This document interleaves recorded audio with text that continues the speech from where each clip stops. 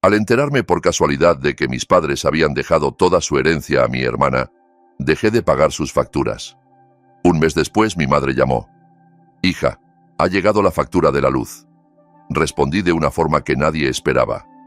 «Y antes de seguir, ¿podrías escribir desde qué país ves este vídeo? Espero que lo disfrutes». Cristina, como de costumbre, estaba de pie junto a la mesa de la cocina, mirando distraídamente las cifras en la pantalla del portátil. Pagar las facturas del piso de sus padres era una tarea rutinaria que ella llevaba a cabo cada mes, desde hacía años. Luz, gas, agua, internet. Sin ella, Carmen y Vicente, al parecer, no sabían arreglárselas. Suspiró.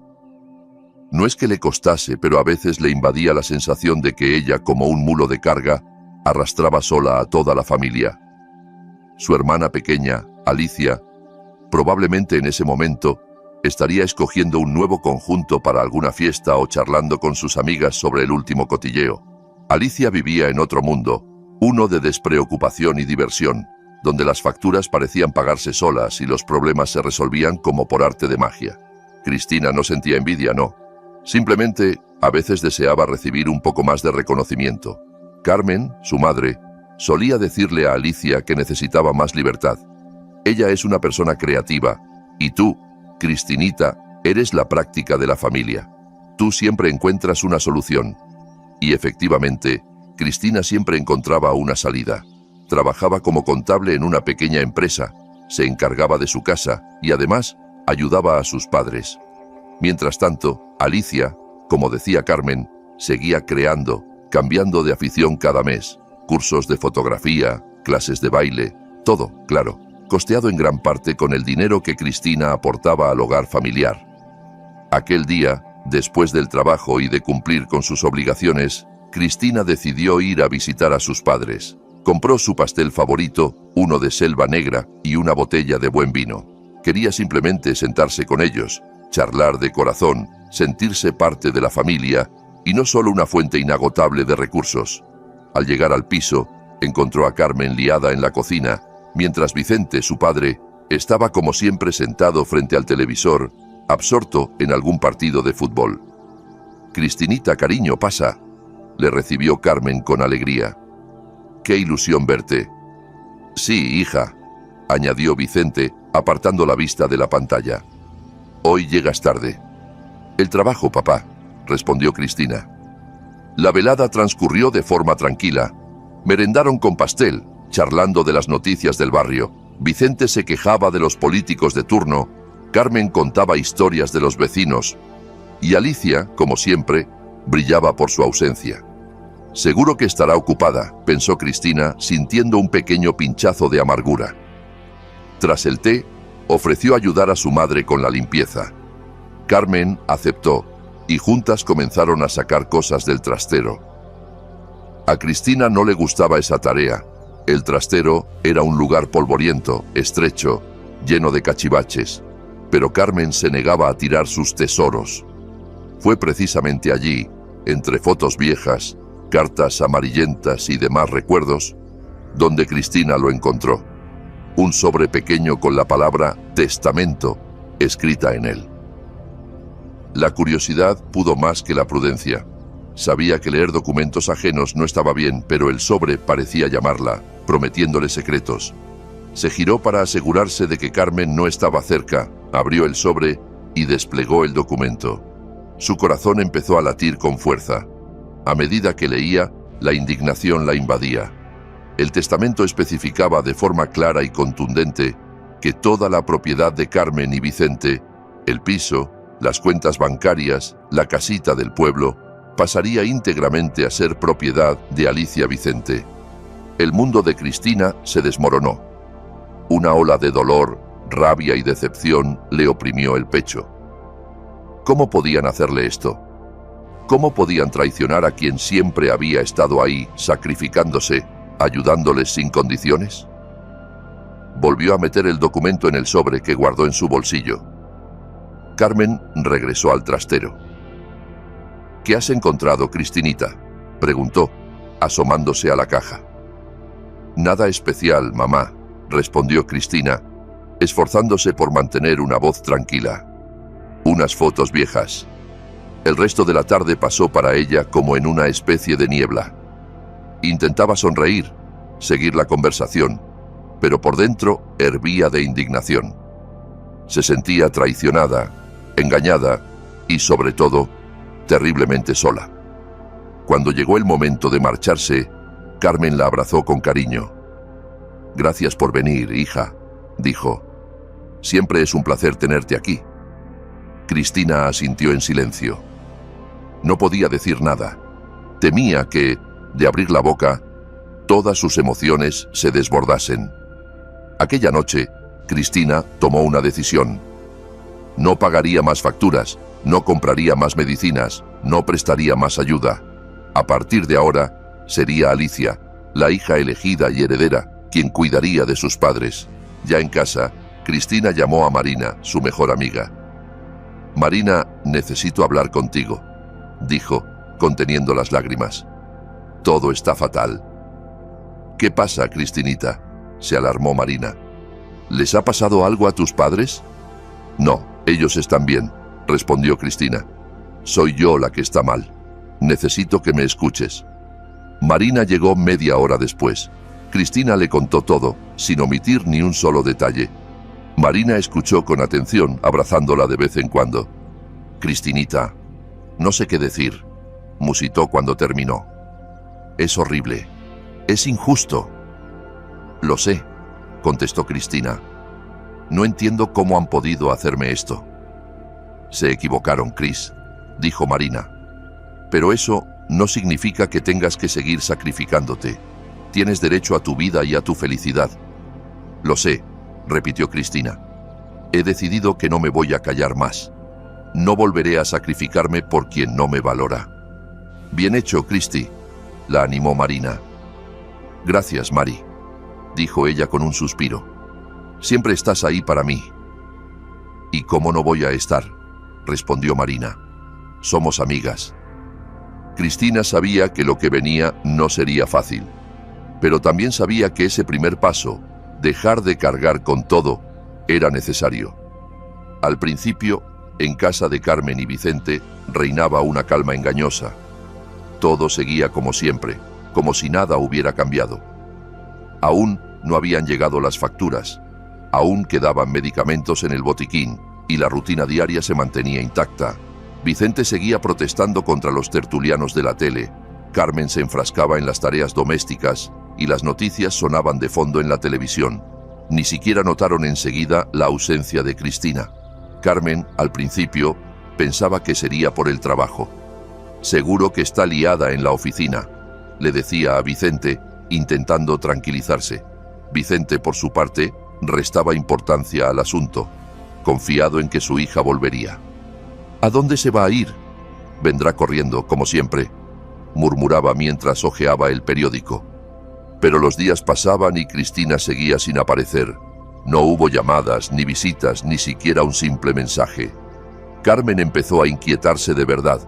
Marcó el número de su hija varias veces, pero Cristina no contestaba. Finalmente, decidió llamar a Marina, esperando que ella le diera alguna noticia. «Marina, hola, soy Carmen, la madre de Cristina. ¿Cómo estás?», dijo con una voz azucarada. «Hola, Carmen», respondió Marina con frialdad. «Bien, gracias. ¿Y usted?». Sí, bien. Solo que estoy preocupada por Cristinita. Hace mucho que no sabemos de ella. ¿La has visto? ¿Sabes algo?». Marina guardó silencio unos segundos como si meditara su respuesta. «Nos vimos, sí», dijo finalmente. «Cristina está muy ocupada ahora. Tiene mucho en lo que pensar». «¿Pero qué pasa? ¿Por qué no se comunica con nosotros? ¿La hemos ofendido en algo?», insistió Carmen. «Creo que sería mejor que se lo preguntara a ella misma», respondió Marina en tono cortante. «No puedo revelar secretos ajenos». Carmen sintió cómo empezaba a hervirle la sangre ante la evasiva de Marina. «Al menos dame una pista. Soy su madre», suplicó. «Créame, Carmen, ahora mismo Cristina necesita tiempo y espacio. Ya hablará con ustedes cuando esté preparada. Disculpe, tengo que colgar. Que tenga buena tarde». Marina colgó sin más. dejando a Carmen aún más desconcertada. Cuando le contó a Vicente la conversación, él soltó un bufido de molestia. «Vaya amiga, hablar de tiempo y espacio, qué tonterías», refunfuñó. Pero en el fondo, también él empezaba a inquietarse. La ausencia de Cristina comenzaba a pesar, y la fe ciega en que su apoyo sería eterno empezaba a resquebrajarse. La primera llamada de atención llegó cuando encontraron las facturas de la luz, el agua y el gas en el buzón. Carmen, por costumbre, las recogió pensando en guardarlas hasta que llegara Cristina. Pero entonces se dio cuenta. Esta vez tendrían que apañárselas solos. Intentó entender los recibos, pero enseguida se vio superada por los conceptos y los importes. Llamó a la compañía de suministros, pero la atendieron con prisas y le pidieron el número de contrato que por supuesto no sabía dónde encontrar. Desesperada, colgó. «Viti, ¿qué hacemos?» «No entiendo nada», se lamentó. Vicente frunció el ceño y recogió los papeles. Los estudió durante largo rato, intentando recordar cómo solía pagar Cristina todo aquello, pero en su memoria solo emergían retazos borrosos. Estaba tan acostumbrado a que su hija se ocupara de todo que ahora se sentía perdido. «Bueno, ya lo resolveremos», murmuró, aunque no tenía ni idea de cómo. Pasaron todo el día tratando de aclararse, entre llamadas frustradas y visitas al banco. Finalmente, consiguieron pagar las facturas, pero a costa de un enorme desgaste y muchas discusiones. Esa tarde, mientras descansaban en el sofá, el silencio del piso les pesaba como nunca. Empezaban a comprender la magnitud de su dependencia de Cristina. No solo los ayudaba, los sostenía, y ahora, sin su apoyo, se sentían completamente vulnerables. Carmen, vencida por la angustia, volvió a llamar a su hija. Esta vez, Cristina respondió. «Hija, ¿qué pasa?» «¿Por qué no nos llamas? ¿No vienes?», preguntó Carmen con voz temblorosa. Lo que escuchó fue una respuesta fría y cortante. «¿Y qué pasa? ¿No tenéis a Alicia? Ella es vuestra heredera. Que ahora se ocupe ella». Carmen se quedó en silencio, como si la hubieran golpeado. Jamás había oído a su hija hablar con tanta dureza. «Pero Cristinita, somos tus padres. ¿Cómo puedes hablar así?», balbuceó. «¿Y vosotros? ¿Cómo pudisteis hacerme esto a mí? He estado toda la vida a vuestro lado, ayudándoos, y habéis preferido darle todo a Alicia, que ni se acuerda de vosotros». Carmen intentó justificarse buscando las palabras. «Solo queríamos asegurarle un futuro», murmuró. «¿Y yo? ¿Acaso no merezco un futuro? ¿Tengo que trabajar para vosotros y para Alicia toda la vida?» «No, hija, no era nuestra intención», balbuceó Carmen. «Exacto, nunca pensasteis en mí», zanjó Cristina antes de colgar el teléfono. Carmen, rota en lágrimas, se giró hacia Vicente y le contó la conversación. Él permaneció callado, la cabeza baja, sintiendo una punzada de culpa. Sabía que habían cometido un error enorme al confiar todo a Alicia, pero ahora era demasiado tarde para cambiar el pasado. Pasó un mes. Cristina se esforzaba por no pensar en sus padres, volcando toda su energía en el trabajo y en las clases de cerámica que había empezado. El torno se convirtió para ella en una especie de refugio, una meditación en movimiento que le permitía liberar las emociones que bullían en su interior. Modelaba jarrones, tazas y pequeñas figuras, vertiendo en el barro su rabia contenida, su dolor y también, de algún modo, su esperanza. Mientras tanto, en casa de Carmen y Vicente, la situación empeoraba. A los problemas económicos se les sumaron los problemas de salud. Vicente se quedó sin medicación para la tensión arterial y empezó a sentirse mal. Carmen intentó comprar los medicamentos, pero descubrió que la receta estaba caducada y no tenían dinero suficiente para pagar una consulta privada. «Tendré que llamar a Alicia», dijo Carmen resignada.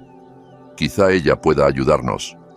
Alicia, como siempre, estaba ocupada, ultimando los detalles para una fiesta con sus amigos. La llamada de su madre la fastidió. «¿Qué pasa, mamá?», preguntó con desagrado. Carmen, intentando mantener la calma, explicó la situación. los medicamentos, las facturas. A ver, mamá, es que yo también estoy fatal ahora mismo, protestó Alicia. Estoy agobiada en el trabajo. Y además, no soy como Cristina, que resolvía todo. Intenta arreglarlo tú sola, ¿vale? Sin esperar respuesta, colgó. Carmen dejó caer las manos derrotada y miró a Vicente. En su mirada encontró el reflejo de su propio miedo y su desesperanza. ¿Qué hacemos ahora?, susurró. Vicente no supo qué decir. Se sentía impotente y culpable. Mientras tanto, Alicia, tras colgar, sintió un pequeño remordimiento. Sabía que sus padres necesitaban ayuda, pero no quería renunciar a sus planes. Una fiesta, nuevas fotos para Instagram, los amigos... Todo eso le parecía más importante que las medicinas de sus padres.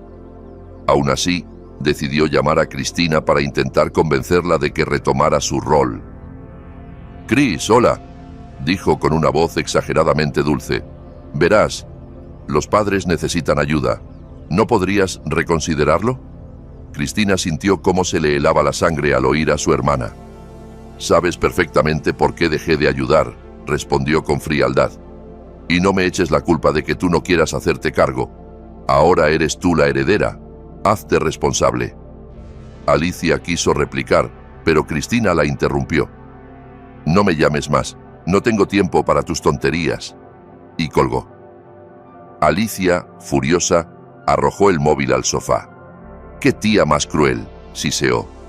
Para ella, la única explicación era que Cristina le tenía envidia.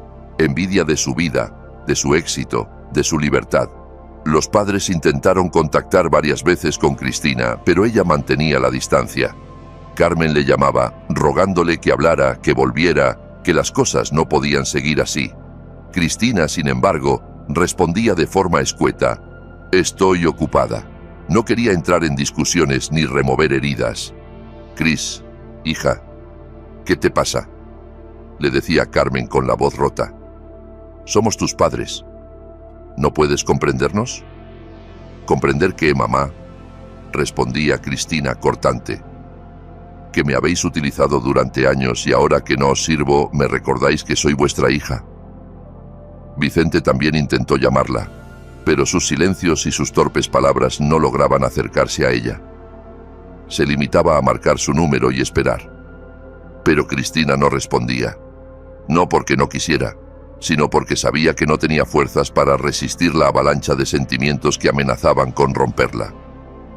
Carmen y Vicente pasaban largas tardes repasando todo lo ocurrido, recordando cada ocasión en la que habían favorecido a Alicia, cada vez que habían dado por sentado el esfuerzo de Cristina. «Hemos sido ciegos», admitía Carmen llorando. «Solo vimos lo que quisimos ver.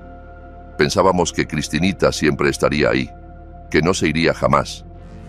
Teníamos que haberlo pensado antes», gruñía Vicente. «Ahora pagamos las consecuencias».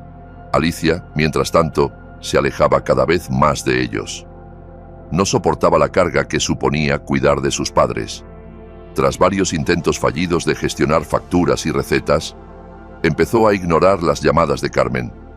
«¿Por qué tengo que encargarme yo?», se quejaba a sus amigas. «Cristina gana más dinero, que lo arregle ella». Pero ni siquiera sus amigas la apoyaban. Una de ellas, cansada, le dijo: «Siempre te aprovechaste de que Cristina solucionaba todo. Ahora que no lo hace, te indignas. Es un poco hipócrita, ¿no?». Alicia colgó enfadada, sintiéndose atrapada. Por un lado, no quería ocuparse de sus padres.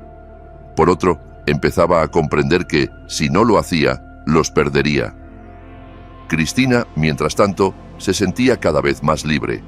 Aunque el dolor de la traición seguía latiendo dentro de ella, encontraba consuelo en su nueva vida, en su arte, en su independencia. Marina la animaba a seguir adelante. «No les guardes rencor, Cris», le decía. «Son tus padres, cometieron un error, pero quieren remediarlo. Dales una oportunidad». Cristina callaba. En su interior sabía que Marina tenía razón, pero el resentimiento era una herida que aún sangraba. Finalmente, Carmen y Vicente decidieron cambiar el testamento. Carmen llamó a su hija y le comunicó la noticia. «Cristina, hemos reescrito todo. Ahora tú y Alicia heredaréis a partes iguales». Nos hemos dado cuenta de que fuimos muy injustos contigo. Cristina escuchó en silencio. Luego respondió: no es cuestión de dinero, mamá. El problema es que no me valorabais. Mi cariño se daba por hecho, y a Alicia se la premiaba solo por existir. Lo sé, hija, susurró Carmen. Solo te pedimos tiempo. Cristina necesitaba ese tiempo, pero en su interior empezaba a sentir que, poco a poco, el hielo se derretía. Una tarde, mientras Cristina trabajaba en el taller de cerámica, recibió una llamada de Alicia. Su voz sonaba nerviosa, casi al borde del llanto. Cristina, papá está muy mal, dijo. Necesita una operación urgente y no tenemos dinero. Por favor, ayúdanos. Cristina se quedó inmóvil, apretando la arcilla entre las manos. Sabía que Vicente arrastraba problemas de corazón desde hacía años, pero nunca imaginó que llegaría a algo tan grave. ¿Qué ha pasado?, preguntó, intentando mantener la calma. Alicia, entre sollozos, le explicó que Vicente había sufrido un ataque, que los médicos pedían una operación urgente y que la suma necesaria era altísima, muy por encima de lo que ellos podían pagar. Mamá está desesperada, añadió Alicia. He intentado buscar ayuda, pero no lo consigo. Te lo ruego, Cris. Cristina se quedó callada. Dentro de ella se libraba una batalla entre el resentimiento y el amor. Por un lado, sentía que no merecían su ayuda después de todo lo que le habían hecho. Pero, por otro, sabía que si no actuaba, podía perder a su padre para siempre. No podía permitir que muriera por orgullo. No podía cargar toda su vida con ese peso. Lo pensaré, respondió finalmente, y colgó. Pasó varias horas sola, modelando, dejando que la arcilla absorbiera su angustia. Al final, el amor ganó. Cristina decidió ayudar, no porque sus padres lo merecieran, sino porque ella no quería vivir con remordimientos. Llamó a Alicia y le dijo que conseguiría el dinero. A partir de ahí, Cristina movilizó a todos sus contactos, amigos, compañeros de trabajo, conocidos. Marina fue la primera en ofrecerse a ayudar. Entre todos, consiguieron reunir la cantidad necesaria en pocos días. Vicente fue operado de urgencia. La operación fue un éxito y poco a poco empezó a recuperarse. En la habitación del hospital, Carmen y Alicia velaban junto a su cama. Le miraban con una mezcla de amor, gratitud y culpa. Por primera vez en mucho tiempo, se sentían una familia. Cuando Cristina llegó a visitarlo, Carmen se abalanzó sobre ella y la abrazó con fuerza. «Gracias, hija», sollozó. «Le has salvado la vida. Nunca podremos agradecerte lo suficiente». «Agradezco tus palabras», dijo Cristina con serenidad. «Pero quiero que sepáis algo. No voy a volver a ser la que era. No quiero seguir siendo la que lleva la carga de todos. Quiero vivir mi vida, dedicarme a lo que me hace feliz». Carmen y Vicente se miraron, comprendiendo que había llegado el momento de dejarla volar. Entendieron que ya no podían exigirle nada más, que si querían conservar a su hija, tendrían que aceptarla tal como era, con sus sueños, sus límites y sus decisiones. «No te pedimos que vuelvas a ser como antes, Cristina», dijo Carmen con la voz rota. «Solo queremos que sepas que te queremos y que lamentamos profundamente no haberte valorado como merecías». Cristina asintió. Eso era todo lo que había necesitado escuchar durante tantos años. Reconocimiento, respeto, amor verdadero. En ese instante, comprendió que la familia no se define por el apellido ni por la sangre, sino por el cuidado, la comprensión y el amor mutuo, y que el perdón no se da porque el otro lo merezca, sino porque uno mismo necesita liberarse para poder seguir adelante. Cristina salió del hospital sintiéndose, por primera vez en mucho tiempo, en paz consigo misma.